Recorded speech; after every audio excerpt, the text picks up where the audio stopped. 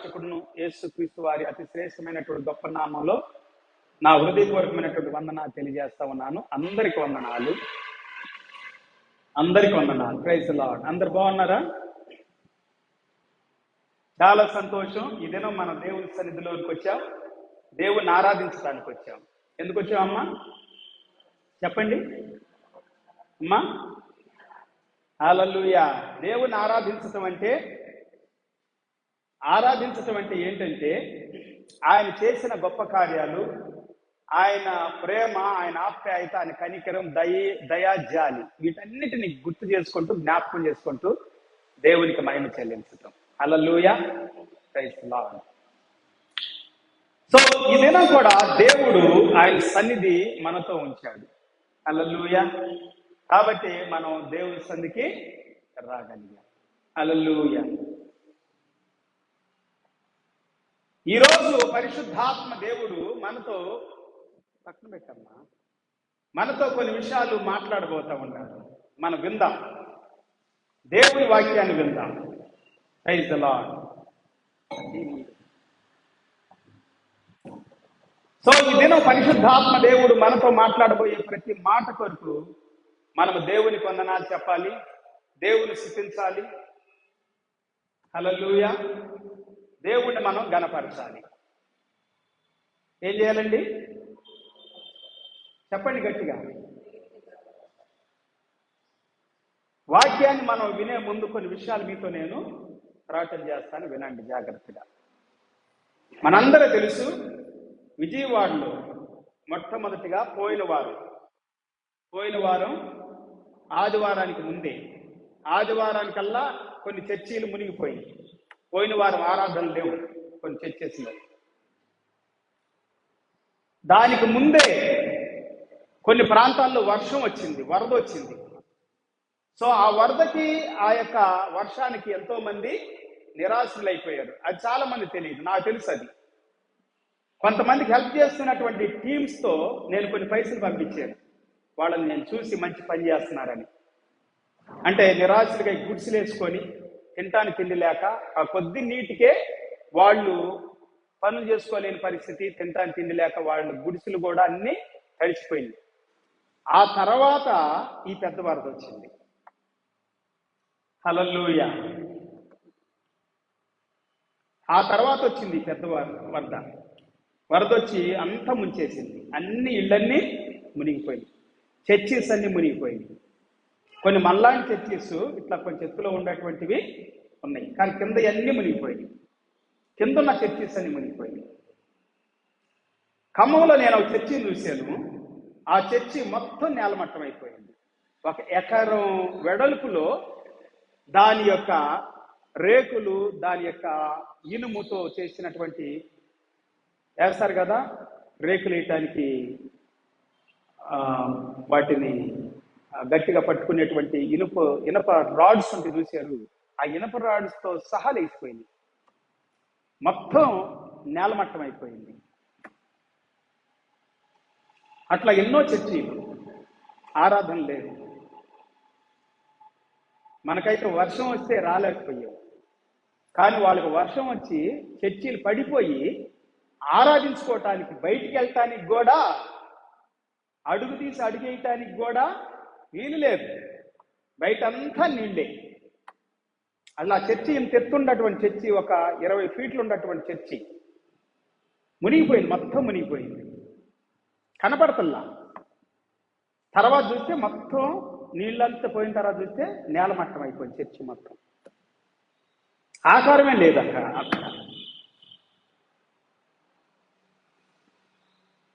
కొన్ని గుడిసెలు అయితే అస్సలు కనపడవు, బిల్డింగ్లు కనపడతల్లా. కింద ఫ్లోర్ మొత్తం మునిగిపోయింది. కింద ఫ్లోర్లో ఉన్నటువంటి వారు కొంతమంది చనిపోయారు. ఆ శవాలు కూడా కనపడతల్లా. శవాలు ఏమైనాయో కూడా తెలియట్లేదు. శవాలు కుళ్ళిపోయి కొన్ని ముసళ్ళు వచ్చి తినేస్తాయి. నేను చూశాను కళ్ళారా. విష సర్పాలు వచ్చి కాటేస్తాయి. గురైనటువంటి వాళ్ళు చనిపోయారు. కొంతమంది పిల్లలైతే, తల్లి పిల్లలు చిన్న పిల్లలను పట్టుకొని ఆ నీళ్ళల్లో ఇంతవరకు గుండెల వరకు కొంతమందికి, ఇక్కడ వరకు గడ్డం వరకు కొంతమందికి నీళ్ళు వచ్చినాయి. ఆ నీళ్ళల్లోనే పిల్లల్ని తీసుకొని వెళ్తున్నారు. కొంతమంది పిల్లలు రక్షించడానికి ఈ వైపు నుండి ఆ వైపుకి దాటడానికి, అంటే ఆ వైపు నీళ్లు మొత్తం పైకి వచ్చేస్తాయి.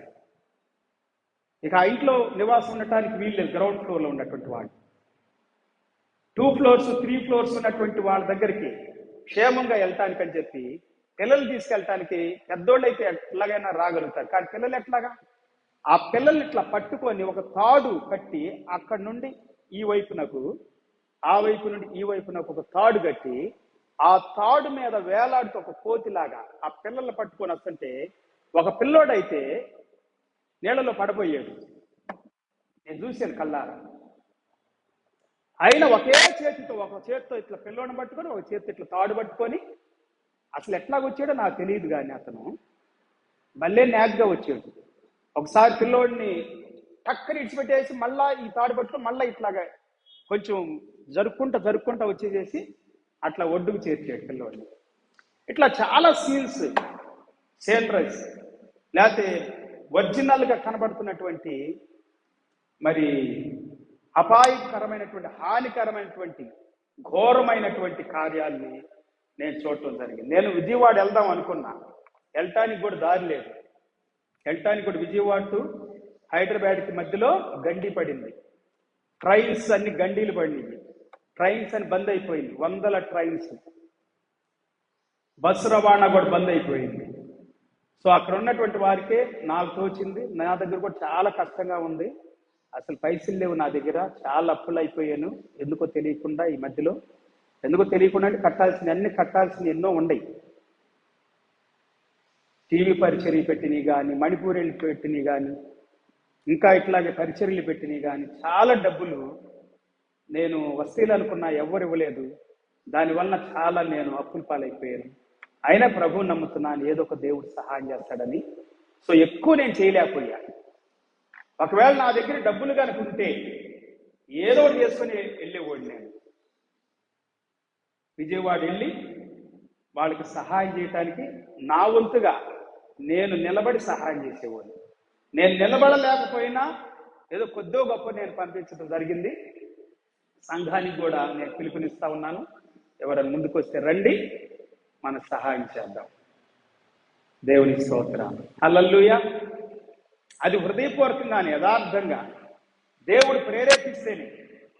దేవుడు ప్రేరేపించుకుంటే ఉండడు ఎట్లాంటి కార్యక్రమాలకి. అయినప్పటికీ మన హృదయాల్లో మనం నిశ్చయించుకున్న దానిని దేవుని పరిచర్య కొరకు, అలాగనే ఇది కూడా పరిచర్యే.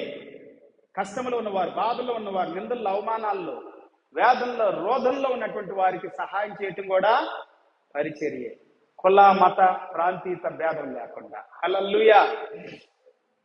సో నేను ప్రతి వారం ఈ చెబుతున్న వాక్యాన్ని ఈదన కూడా కంటిన్యూ చేస్తాను. దేవుడి వాక్యం ఏం చెబుతాము? ఇలాంటి పరిస్థితుల్లో ఉన్నటువంటి వారి విషయమై ఏం మాట్లాడుతూ ఉంది? ఇలాంటి వేదనలో, బాధల్లో, కష్టాల్లో, అవమానాల్లో ఉన్నటువంటి వారి విషయమై పరిశుద్ధాత్మ దేవుడు వాక్యములో నుండి మనతో ఏం మాట్లాడుతున్నాడు? ఈ విషయాన్ని మనం గమనించాలి. దేవుని స్తోత్రాలు. ఇదేనా కూడా కొన్ని మాటల్ని మనం చదువుకున్నాం. చూడండి, లూకా సువార్త 4వ అధ్యాయం, లూక్ చాప్టర్ 4. లూకా సువార్త 4వ అధ్యాయము 17వ వచనం దగ్గర నుండి చదువుకుందాం. 17వ వచనం దగ్గర నుండి కొన్ని వచనాలు మనం చదువుకుంటా ముందుకెళ్దాం. యెషయా ప్రవక్త గ్రంథం ఆయనకు వారు అందించారు. ఆయన గ్రంథ భాగాన్ని విప్పి ఈ మాటలు వ్రాసి ఉన్న స్థలాన్ని చూశాడు. ప్రభు ఆత్మ నా మీద ఉన్నాడు, బీదలకు సువార్త ప్రకటించడానికి ఆయన నన్ను అభిషేకించాడు. గుండె పగిలిన వారిని బాగు చేయటానికి, ఖైదీలకు విడుదల, గుడ్డి వారికి చూపు కలుగుతుందని ప్రకటించడానికి ఆయన నన్ను పంపాడు. ఇది వాడుక భాషలో నేను చదివాను మీకోసం. మనం చెప్పుకునే మాటల్లో యేసు క్రీస్తు ప్రభువుని గురించి ఈ వాక్యం ఈ విధంగా మనతో మాట్లాడుతూ ఉంటున్నాడు. యేసు ప్రభు తన్ను గూర్చినటువంటి వాక్యం ఎక్కడుందో 19వ వచనం చెబుతా ఉంది. ప్రభు అనుగ్రహ సంవత్సరం ప్రకటించడానికి నన్ను పంపాడు. ఆయన గ్రంథం మూసి పరిచారకునికి ఇచ్చి కూర్చున్నాడు.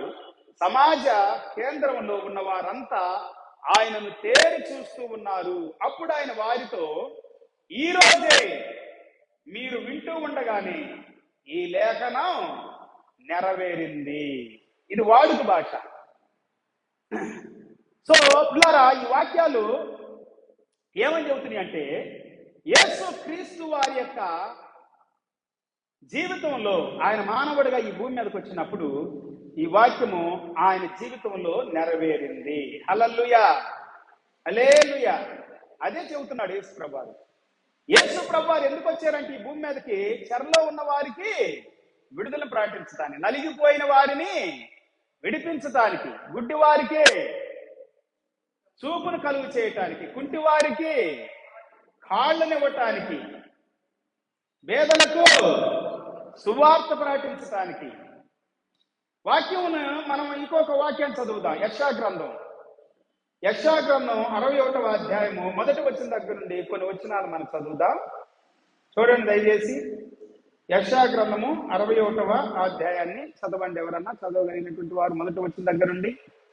Isaiah chapter 61 verse 1. He gone through Luke chapter 4 verse 14 through 20.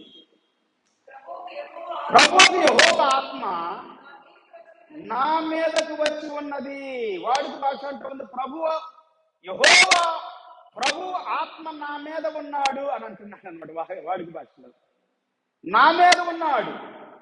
ప్రభువు యెహోవా ఆత్మ నా మీదకే వచ్చి ఉన్నది, పేదలకు సువార్త ప్రకటించడానికి. ఎందుకు వచ్చిందంట? ఆత్మ ఎందుకు వస్తుంది? చాలా మంది ఆత్మను పొందుకుంటారు, ఎగురుతారు, గంతులేస్తారు, కేకలేస్తారు,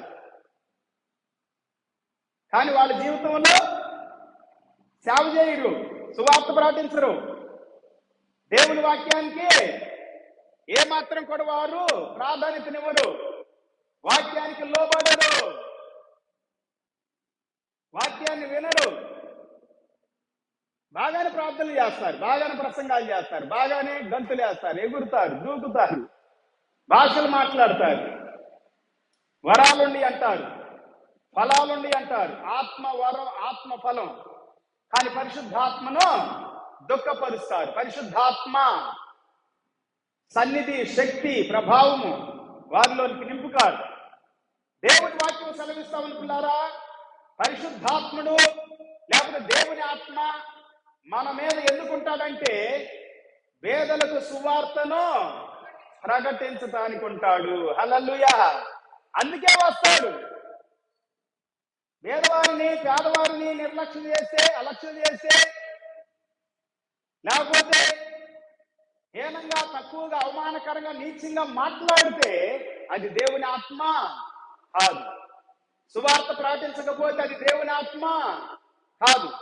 సువార్త అంటే మంచి వార్త. సు అంటే మంచి, మంచి మంచి వార్త ప్రకటించాలి. చెడ్డ వార్త ప్రకటిస్తారు చాలా మంది. చెడ్డ మాటలు మాట్లాడతారు, చెడుగా మాట్లాడతారు, బూతులు మాట్లాడతారు, గలీజ్గా,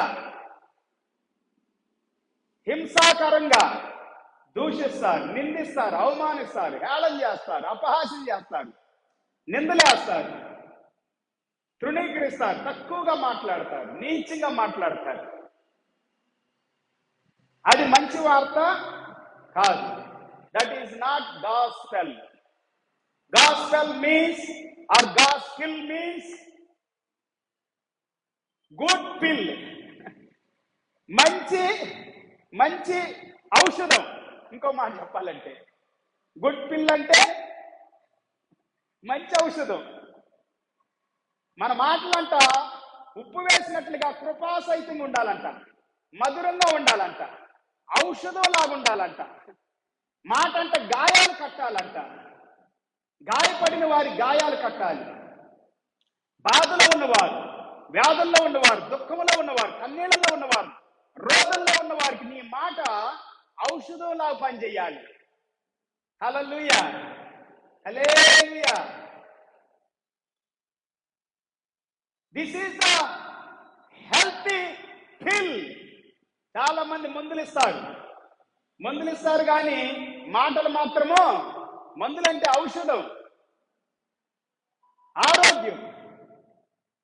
కానీ మాటలు మాత్రము గాయాలు చేస్తాడు.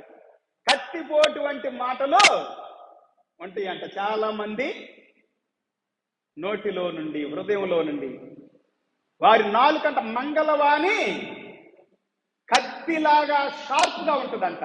ఎట్లాగుంటది? మంగళవాణి కత్తి. మంగళవాళ్ళు ఏం చేస్తారు? కత్తిని చాలా షార్ప్గా ఉంచుకుంటారు. ఎందుకంటే గడ్డం గీయటానికి, తల వెంట్రుకలు తీసేయటానికి వాడతారు కదా, షార్ప్గా ఉంచుకుంటారు. అట్లా షార్ప్గా బ్లేడ్ లాగా ఉంటుందంట. కానీ దేవుని వాక్యం రెండంచులు కలిగిన ఖడ్గం. దేవుని వాక్యం కేళల్లో, నరాల్లో, ఎముకల్లో, కండరాల్లో, మూలుగుల్లో విభజించినంత మట్టుకు దూరుచు, హల్లెలూయా, అన్నిటిని పరిశోధిస్తూ, పరీక్షిస్తూ మనకు మేలుకరంగా ఉంటుందంట, దీవెనకరంగా ఉంటుందంట, ఆశీర్వాదకరంగా ఉంటుంది. Hallelujah. That is the word of God. అది దేవుని వాక్యం. అందుకే దేవుని వాక్యాన్ని మన హృదయంలో ఉంచుకోవాలంట. దేవుని మాటలు హృదయంలో ఉంచుకోవాలి. దేవుని ప్రేమ, దేవుని కనికరం, దేవుని జాలి ఎక్కడ ఉంచుకోవాలంటే హృదయంలో, అంతరంగంలో. కొంతమంది అంతరంగంలో దుస్తత్వంతో నింపబడి ఉంటుంది, దుర్మార్గంతో నింపబడి ఉంటుంది, మోసముతో నింపబడి ఉంటుంది, అబద్ధముతో, అన్యాయముతో, దోషముతో, కలుషితముతో నింపబడి ఉంటుంది. హృదయము అన్నిటికంటే మోసకరమైనది, బహు వ్యాధి కలిగిందంట. ఇర్మియా గ్రంథం 17వ అధ్యాయం 9-10 వచనాల్లోను, హెబ్రీ పత్రిక 4వ అధ్యాయం 12-13 వచనాల్లో ఈ మాటలు మనకు కనబడతాయి. సామెతల గ్రంథం 4వ అధ్యాయం 22-23 వచనాల్లో ఇంకొక మాట ఏమంటుందంటే, నీ హృదయం అన్నిటికంటే ప్రాముఖ్యమైనటువంటిదే, కాబట్టి నీ హృదయాన్ని భద్రంగా ఉంచుకో అని ఉంది అక్కడ. హల్లెలూయా. హృదయంలో వాక్యం ఉండాలి. హృదయంలో ప్రేమ, కనికరము, జాలితో కూడినటువంటి మాటలు ఉండాలి. హల్లెలూయా. దూషించటానికో, నిందించటానికో, బాధపెట్టడానికో పూనుకోకూడదు. అది దేవుని యొక్క వాక్యము కాదు, అది సువార్త కాదు. That is not gospel or gospel. Hallelujah. ఔషధంగా ఉండాలి నీ మాటలు, గాయాలు కట్టేటువంటివిగా ఉండాలి. అది దేవుడు ఈ దినము మనకి ఇస్తానని, ఇవ్వటానికి సిద్ధంగా ఉన్నాడు. ఇస్తానని మాట్లాడుతూ ఉన్నాడు. నువ్వు అడిగితే, నువ్వు కోరుకుంటే, నువ్వు వాంఛపడితే నా మాట నిన్ను స్వస్థపరిచిద్ది అంటున్నాడు. My words having both life and spirit. Hallelujah. ఆయన మాటలంట జీవం ఉంది, ఆత్మతో నింపబడి ఉంది. ఆయన మాట అగ్ని వంటిది. ఆయన మాట బండలు బద్దలు చేసే సుత్తి వంటిది. ఆయన మాట తేటగా ఉంటది, నీళ్ళలాగా, నీటి వంటిది. హల్లెలూయా. పాల వంటిది, పవిత్రమైంది, శ్రేష్టమైంది దేవుని మాట. ఆ మాట ప్రజలకు ప్రకటించినప్పుడు అది సువార్తగా వినబడతా ఉంది. హల్లెలూయా. హల్లెలూయా. ఎవరికి ప్రకటించాలి? కింద వాక్యం చెబుతాం, చదువమ్మా. నలిగిన హృదయం గల వారిని ఏం చేయడానికంటండి అమ్మా? దృఢపరచుటకు. హల్లెలూయా. ఇక్కడ ఏముందంటే గుండె పగిలిన వారిని బాగు చేయటానికి అని ఉంది. ఏం చేయటానికండి? బాగు చేయటానికి. గుండె పగిలిపోయిన వారికి. ఇప్పుడు విజయవాడలో, ఖమ్మంలో, ఏలూరులో, కాకినాడలో, మహబూబ్ నగర్లో, హైదరాబాద్లో, గుడివాడలో, ఇంకా అనేకమైనటువంటి ప్రాంతాల్లో గుండె చెదిరిపోయి ఉన్నారు ప్రజలు. గుండె పగిలిపోయి ఉన్నారు. హల్లెలూయా. గుండె పగిలిన వారిని బాగు చేయాలంట. బాగు చేయాలంటే ఏం చేయాలి? వారి అవసరత ఏంటో కనుగొని వాళ్ళకి అవసరాన్ని తీర్చాలి. అది సువార్త అంటే. అది నిజంగా దేవుని ప్రేమ అంటే. మానవుడంటే, మనిషి అంటే తన కోసం బ్రతకటానికి లేడు ఈ భూమి మీద. దేవుని కొరకు, పొరుగువాని కొరకు బ్రతకటానికి ఉండాలి. నువ్వు అలా బ్రతికితే దేవుడు నిన్ను బాగా బ్రతికిస్తాడు. క్షేమమైన స్థితిలో, ఆరోగ్యకరమైన స్థితిలో, ఆనందకరమైన స్థితిలో ఉంచుతాడు దేవుడు. హల్లెలూయా. అదే చెబుతా ఉంది యెషయా గ్రంథం 1వ అధ్యాయము 10వ వచనం దగ్గర నుండి మీరు చదువుకుంటూ వెళ్తే, లేదా 1వ వచనం దగ్గర నుండి కంటిన్యూ చదువుకుంటూ వెళ్తే అద్భుతమైనటువంటి మాటలు అక్కడ మనకు కనబడతాయి. దేవునికి స్తోత్రం. హల్లెలూయా. సో దేవుడు నీకు కరుణ చూపుతాడు, వెలుగుగా ఉంటాడు, దీపంగా ఉంటాడు చీకట్లో. అనారోగ్యం వచ్చినప్పుడు నేను స్వస్థపరుస్తాడు, నువ్వు పిలవగా నీకు పలుకుతాడు. నువ్వు మొరపెట్టినప్పుడు నీ పెదవులే కదులతో మాట్లాడుతూ ఉండకపోవచ్చు. కొన్నిసార్లు నీ మనసు, నీ హృదయం మాట్లాడుతూ ఉంటుంది, కేకేస్తూ ఉంటుంది.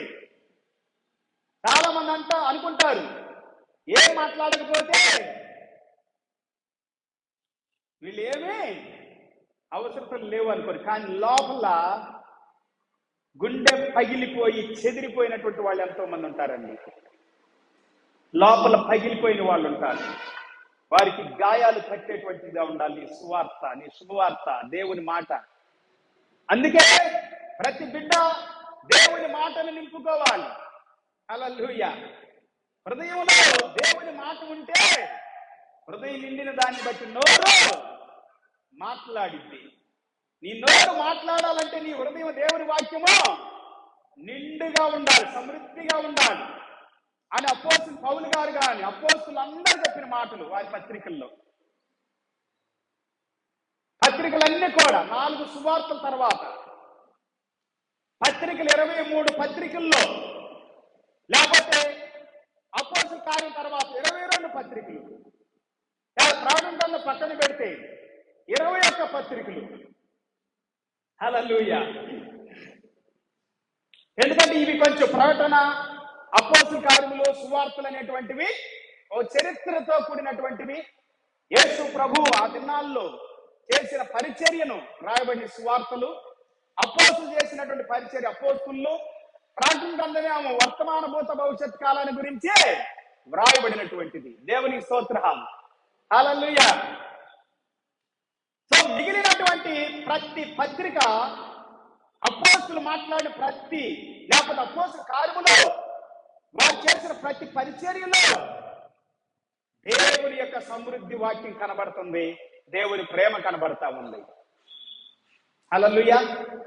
ఈ దినాల్లో కూడా చాలా మంది విజయవాడ, ఖమ్మం ప్రాంతాల్లో, ఖమ్మంలో తక్కువ వెళ్ళారు అనుకోండి, విజయవాడలో ఎక్కువ సేవకులు వారికి తోచింది వారు ఇవ్వటానికి వాటర్ ప్యాకెట్లు అంటే ఫుడ్ వాళ్ళు వంట చేసి ప్యాక్ చేసి తీసుకొని వెళ్ళిస్తా ఉన్నారు.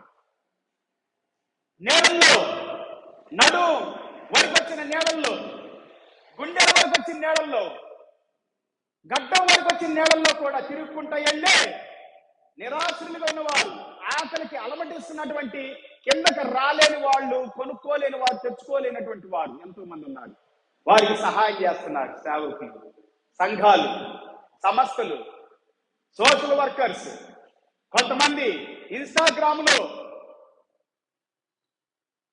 ఎంతో మంది టిక్టాక్లు, అవి ఇవి వాట్సాప్లోను, ఫేస్బుక్లోను ఉన్నారు చూడండి. జనరల్ గా ఉన్నటువంటి వారు కూడా, సోషల్ వర్కర్స్ కూడా ఎంతో మంది హెల్ప్ చేస్తూ ఉన్నారు. దేవునికి స్తోత్రం.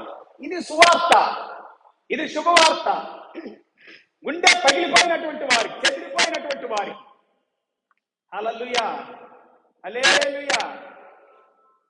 దేవునికి స్తోత్రం. ఇంకా ఏముందమ్మా చదవండి. ఎస్, చెరలో ఉన్నటువంటి వారికి విడుదల, చెరలో ఉన్న వారికి విడుదల, బంధించబడినటువంటి వారికి విముక్తిని ప్రకటించుటకును, ఖైదీలకు విడుదలను, విముక్తిని అనుంది ఇక్కడ. బంధితులకు బంధ విముక్తిని ప్రకటించడానికి నన్ను పంపాడు. 2వ వచనం, యెహోవా హితవచనమును మన దేవుని యొక్క ప్రతిదండన దినమును ప్రకటించుటకును దుఃఖాక్రాంతులందరినీ ఓదార్చుటకును సియోనులో దుఃఖించు వారికి ఉల్లాస వస్త్రాలు, దుఃఖించే వారికి, ఓదార్పు లేని వారికి ఓదార్పునివ్వటానికి, బాధలో ఉన్నవారు, వ్యాధుల్లో ఉన్నవారు, బంధకాల్లో ఉన్నవారు, ఖైదీలుగా ఉన్నవారు, విడుదల లేకుండా ఉన్నవారు, విమోచన లేకుండా వారు, బహు దుఃఖములో ఉన్నటువంటి వారికి మనము సహాయం చేసే వారిగా ఉండాలి. హల్లెలూయా. ఇదేనండి సేవ అంటే. అందుకే